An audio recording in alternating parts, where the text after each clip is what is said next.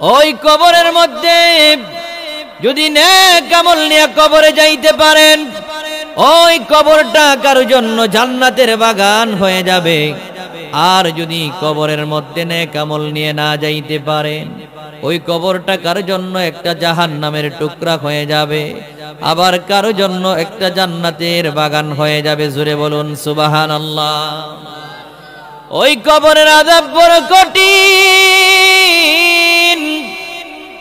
ওই কবরের শাস্তিটাও বড় কঠিন। জোরে বলুন আল্লাহু আকবার। ওই কবরের মধ্যে যার যার কবরে সে থাকতে হবে, কেউ কারো পরিচয় ওই কবরের ভিতরে দিবে না। ওই কবরের ভিতরে যখন প্রশ্ন করা হবে, মান রব্বুকা, তোমার রবকে, মান দীনুকা, তোমার দিন কি, মান নাবিয়ুকা আল্লাযী বুইসা ফীকুম, মান হাদার রাজুল আল্লাযী বুইসা ফীকুম, যখন জিজ্ঞেস করা হবে এই ব্যক্তি সম্পর্কে তোমাদের কি ধারণা ছিল, তোমার কি ধারণা ছিল, এই ব্যক্তিকে চিনো কিনা, যখন আল্লাহর নবীকে কবরের ভিতরে দেখায়া জিজ্ঞেস করা হবে আল্লাহর নবীকে চিনতে কিনা, যদি রাসূলের পরিচয় দিতে পারো তাহলে কবরটা জান্নাতের বাগান হয়ে যাবে। জোরে বলুন সুবহানাল্লাহ। এই জন্য বাবাজিরা আমার, আর ওই কবরের মধ্যে যদি আল্লাহর নবীকে চিনতে না পারেন, আল্লাহর পরিচয় যদি না দিতে পারেন, দ্বীন ইসলামের পরিচয় যদি না দিতে পারেন, কবরটা একটা ভয়ঙ্কর অবস্থা হয়ে যাবে। কবরের ভিতরে জাহান্নামের সাপ বিচ্ছু দিয়া কবরটাকে ভরপুর করে দেওয়া হবে।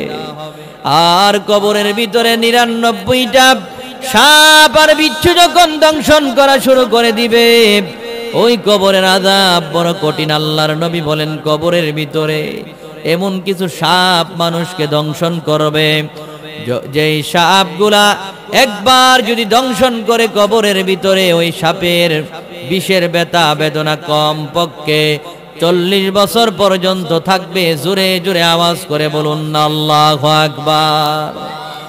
ওই কবরের ভিতরে যখন মালাকুল মউত আজরাইল যখন আপনার জীবনের জান কেড়ে নিবে, আর ওই কবরের ভিতরে যখন আপনার আপনজনেরা নিয়ে শোয়া দিয়ে আসবে, ওই কবরের ভিতরে আপনাকে শোয়া দেওয়ার পরে যদি দুনিয়ার ভিতরে বাবা নেক আমল করে না যান, ওই কবরের ভিতরে দেওয়ার সঙ্গে সঙ্গে একজন ফেরেশতা আহ্বান করে বলবে, এই নাফরমানের কবরটারে জাহান্নামের আগুন দিয়া ভরপুর করিয়া দাও।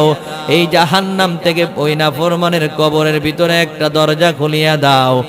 আর জাহান্নামের দরজা খুলে দেওয়ার সঙ্গে সঙ্গে জাহান্নামের আগুনে যখন ওই নাফরমানের কবরটাকে যখন ভরপুর করে দেওয়া হবে, আর কবরের মধ্যে যখন জাহান্নামের আগুন আর জাহান্নামের শাস্তি দিয়া ভরপুর করে দেওয়া হবে, জাহান্নামের সাপ পোকামাকড় গুলা যখন কবরের ভিতরে ওই নাফরমানদেরকে দংশন করবে, ওই অবস্থার ভিতরে জাহান্নামীরা নাফরমানেরা কানবে আর চিৎকার করবে, বলবে, আল্লাহ ও মালিক আমার, কিয়ামত আপনি তাড়াতাড়ি করে কিয়ামত দিয়েন না।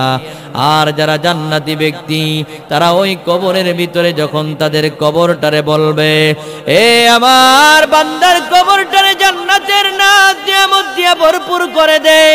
ও ফেরেশতারা রে, এই কবরের ভিতরে জান্নাতের নাজ নিয়ামত দিয়া ভরপুর করে দে, আমার বান্দার কবরের ভিতরে জান্নাতি বিছানা বিছায়া দে, আমার বান্দার কবরের মধ্যে জান্নাতের নাজ নিয়ামত দিয়া ভরপুর করে দে। জান্নাত থেকে যখন একটা দরজা খুলে দেওয়া হবে, আর জান্নাতি নাজ নিয়ামত দিয়ে যখন মুমিন ব্যক্তিদের কবরটারে ভরপুর করে দেওয়া হবে, তখন ওই ব্যক্তিটা বলবে, আল্লাহ তাড়াতাড়ি করে কিয়ামত কেন সংগঠিত করেন না। ওই মুমিন ব্যক্তিদের কবরের ভিতরে আমার আল্লাহ বলবে, আমার বান্দারে ঘুম পাড়ায়া দে। সুবহানাল্লাহ বলে আল্লাহ বলবেন, আমার বান্দারে ঘুম পাড়ায়া দে। একদল ফেরেশতারা তার শিয়রে সে বান্দাকে যখন বাতাস করবে, আর জান্নাতের সুগন্ধি যখন বান্দার নাকের মধ্যে আসবে, আর বান্দার ওই কবরের ভিতরে যখন আমার আল্লাহ জান্নাতি নাজ নিয়ামত দিয়া ভরপুর করে দিবে, বান্দার আমি যখন শীতল বাতাস পেয়ে যখন ঘুমিয়ে যাবে, ওই কবরের ভিতরে একবার ঘুমিয়ে যাওয়ার পরে লক্ষ লক্ষ কোটি কোটি বছর কেটে যাবে। কিয়ামতের আগে আর জিন্দেগিতে কোনোদিন বান্দার ঘুম ভাঙবে না। জোরে বলুন সুবহানাল্লাহ। ওই কঠিন কিয়ামতের ময়দানে যখন আমার আল্লাহ রাব্বুল আলামিন হঠাৎ করে পৃথিবীর সব কিছু যখন ধ্বংস হয়ে যাবে, ধ্বংস হয়ে যাওয়ার পরে ওই কিয়ামতের ময়দানে আমার আল্লাহ রাব্বুল আলামিন যখন আবার হাসরের মাঠ কায়েম করবে, বিচার ব্যবস্থা যখন শুরু করে দিবে, ওই কঠিন কিয়ামতের ময়দানে আপনার মা আপনাকে চিনবে না। আল্লাহ রাব্বুল আলামিন পবিত্র কুরআনুল কারীমের সূরাতুল আবাসার 34 নম্বর আয়াতে কারিমার মধ্যে আমার আল্লাহ বলেন, ইয়াউমা ইয়াফিরুল মারউ মিন আখিহি ওয়া উম্মিহি ওয়া আবিহি। আল্লাহ রাব্বুল আলামিন বলেন, ওই কঠিন কিয়ামতের ময়দানে তোমার এত আদরের ভাই তোমার পরিচয় দিবে না, ও উম্মিহি ওয়া আবি, আর তোমার এত আদরের বাবা মা, রক্তের বাবা মা, ওই বাবা সন্তানের পরিচয় দিবে না, মা সন্তানের পরিচয় দিবে না। আল্লাহ রাব্বুল আলামিন বলেন, ওয়া সাহিবাতিহি ওয়া বানি, ওই আদরের স্ত্রী সন্তানগুলা তোমার পরিচয় দিবে না। অর্থাৎ কঠিন কিয়ামতের ময়দানে মা সন্তানের পরিচয় দিবে না, বাবা সন্তানের পরিচয় দিবে না, আদরের ভাই আপনার পরিচয় দিবে না, ওই আপনার স্ত্রী আপনার পরিচয় দিবে না। এত আদর করে যেই সন্তানের জন্য এত কিছু করলেন, ধন সম্পদ কামাই করলেন, হালাল হারাম না জেনে বেছে না বেছে ওই সন্তানের জন্য এত পরিশ্রম করে এত কিছু করে গেলেন, বাড়ি করলেন, গাড়ি করলেন, ওই আদরের সন্তান আপনার কিয়ামতের ময়দানে বাবার পরিচয় সন্তানে দিবে না, সন্তানের পরিচয় বাবা দিবে না। জোরে বলুন আল্লাহু আকবার। ওই অবস্থার ভিতরে আমার আল্লাহ রাব্বুল আলামিন যখন কিয়ামতের মাঠ হাসরের ময়দান যখন কায়েম করবে, কিয়ামতের ময়দানে মানুষগুলা একদিন নয়, 2 দিন নয়, 1 বছর নয়, 2 বছর নয়, 50 আলফা সানা, 50,000 বছর দাঁড়িয়ে থাকতে হবে। জোরে জোরে আওয়াজ করে বলুন না আল্লাহু আকবার। কত বছর? কত বছর? জোরে বলুন না কত বছর? এই 50,000 বছর আবার দুনিয়ার একদিন 2 দিনের মতো 50,000 বছর নয়। আল্লাহর নবী বলেন, ওই কিয়ামতের ময়দানের একদিন দুনিয়ার 500 বছরের সমান। সুবহানাল্লাহ বলেন। ওই কিয়ামতের ময়দানের একদিন পৃথিবীর 500 বছরের সমান হবে। ওই কিয়ামতের ময়দানে এত পরিমাণ সময়ের মধ্যে 50,000 বছর মানুষগুলা দাঁড়ায়া থাকবে।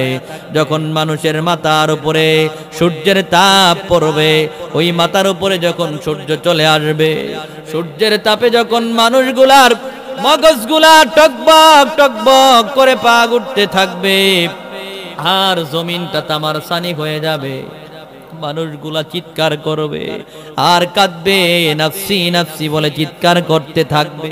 আল্লাহু আকবার বলে। ওই মানুষগুলা কাঁদবে আর চিৎকার করবে, বলবে, হায় রে, আজকে আমার কি হবে, না জানি আমার কি হবে, আমার আমলনামা আজকে ডান হাতে দেওয়া হবে না বাম হাতে দেওয়া হবে, আমি তো জানি না।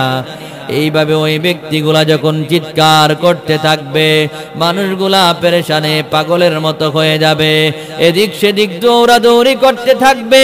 সূর্যের তাপে মাথার মগজগুলা টকবক টকবক করে যখন পা উঠতে থাকবে, জমিনটা তামার সানি হয়ে যাবে, কারো হাঁটু পর্যন্ত, কারো কোমর পর্যন্ত, আবার কারো গলা পর্যন্ত যখন মাথার ওই পুইস রক্ত দিয়া ওই কিয়ামতের ময়দানে খাবুডুবু খাইতে থাকবে।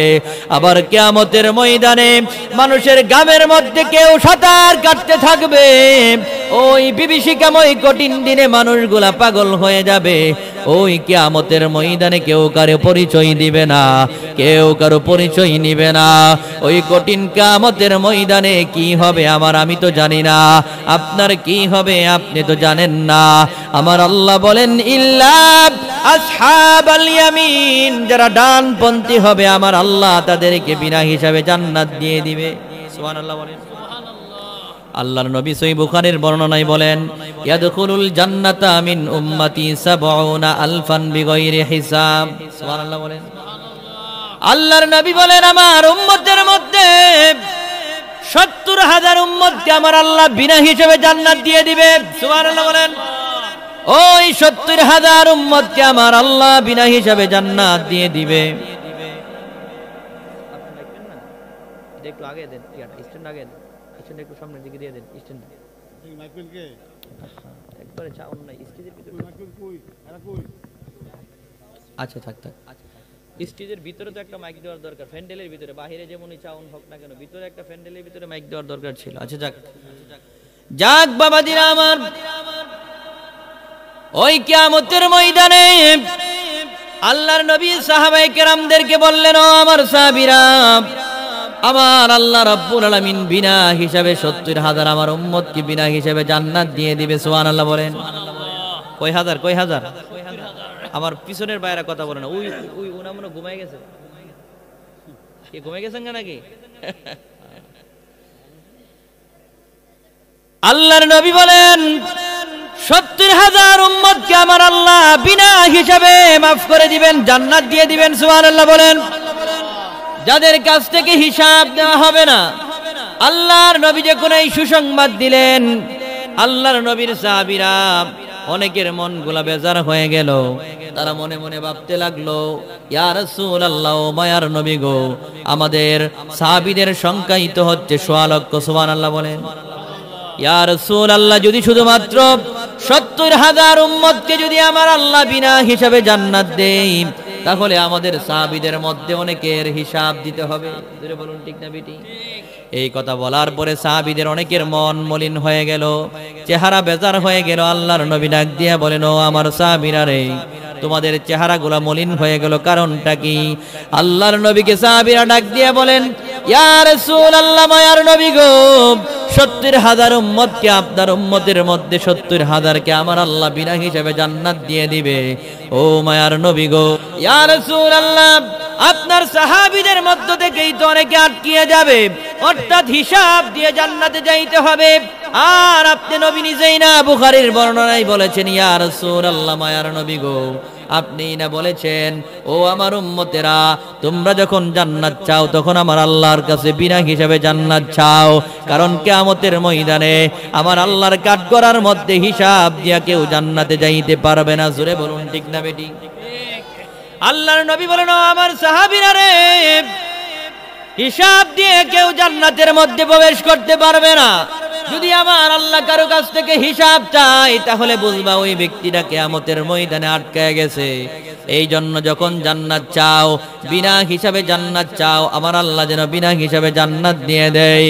এই কথা বলার পরে আল্লাহর নবী বললেন ও আমার সাহাবীরা, তোমাদের চেহারাগুলো কেন মলিন হয়ে গেল?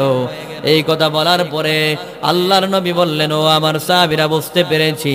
তখন আমার নবী আল্লাহ রাব্বুল আলামিনের কাছে ডাক দিয়া বললেন, মালিক রে, ৭০,০০০ আমার উম্মতদেরকে বিনা হিসাবে আপনি মাফ করে দিবেন, জান্নাতে দিবেন। আল্লাহ, ও আল্লাহ, এটা মানি না। আমার কোটি কোটি উম্মতের মধ্যে মাত্র ৭০,০০০কে বিনা হিসাবে জান্নাত দিলে আমার সাহাবীর সংখ্যাই তো হচ্ছে ১৬ লক্ষ। সুবহানাল্লাহ বলেন। তাহলে বোঝা যায় সাহাবীদের মধ্যে অনেককে হিসাব দিতে হবে। এই কথা বলার পরে আমার আল্লাহ বলেন ও হাবিব আমার, আপনি কি সংখ্যা চান? কতগুলা উম্মতকে বিনা হিসেবে জান্নাত দিলে আপনি খুশি? আল্লাহর নবী বলেন, আল্লাহ গো, আমি কোনো সংখ্যা নির্ধারণ করব না। আপনি রহমতের মালিক, ও মায়ার আল্লাহ, ও আল্লাহ, আপনি না দয়ালু রহমান রহিম। আল্লাহ আপনি নিজেই বলেন না আপনি আমার উম্মতের মধ্য থেকে কতগুলা উম্মতকে বিনা হিসাবে জান্নাত দিবেন। আল্লাহর নবীর কাছে জিব্রাইল আমিনকে আমার আল্লাহ রাব্বুল আলামিন পাঠায়া বললেন, ও জিব্রাইল রে, যাও যাও আমার নবীর কাছে গিয়ে আরেকটা সুসংবাদ দিয়ে দাও, আমি আল্লাহ যেই আপনার উম্মতের মধ্যে 70,000কে বিনা হিসাবে জান্নাত দিব, ওই 70,000-এর প্রত্যেক ব্যক্তির সঙ্গে আমি আল্লাহ প্রত্যেক ব্যক্তিকে কেন্দ্র করে প্রত্যেক ব্যক্তির সঙ্গে আরো 70,000 করে বিনা হিসাবে আমি আল্লাহ জান্নাত দিয়ে দিব। যদি গুণ দেন তাহলে 490 কোটির উপরে হয়ে যায়। সুবহানাল্লাহ বলেন। তাহলে 490 কোটির বেশি উম্মতকে আমার আল্লাহ বিনা হিসাবে জান্নাত দিবে। সুবহানাল্লাহ বলেন। ওই কিয়ামতের ময়দানটা যখন কঠিন একটা ভয়ঙ্কর অবস্থা হয়ে যাবে,